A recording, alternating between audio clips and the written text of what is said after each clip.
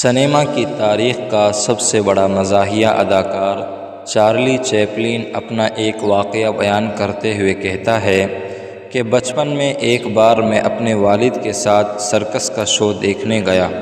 ہم لوگ سرکس کا ٹکٹ حاصل کرنے کے لیے قطار میں کھڑے تھے۔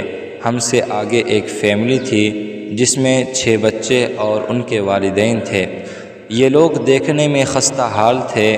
ان کے بدن پر پرانے مگر صاف ستھرے کپڑے تھے۔ بچے بہت خوش تھے اور سرکس کے بارے میں باتیں کر رہے تھے۔ جب ان کا نمبر آیا تو ان کا باپ ٹکٹ کاؤنٹر کی طرف بڑھا اور ٹکٹ کے دام پوچھے۔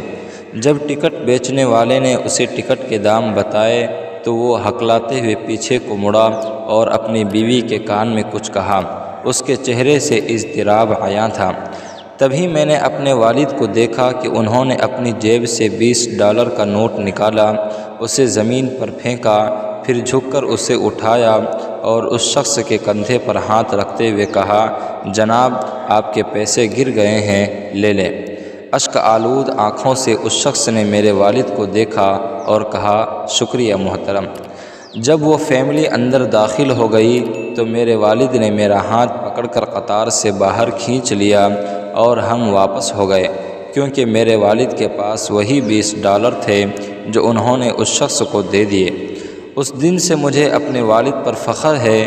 وہ منظر میری زندگی کا سب سے خوبصورت شو تھا، اس شو سے بھی زیادہ جو ہم اس دن سرکس میں نہیں دیکھ سکے، اور تبھی سے میرا یہ ماننا ہے کہ تربیت کا تعلق عملی نمونے سے ہے، محض کتابی نظریات سے نہیں۔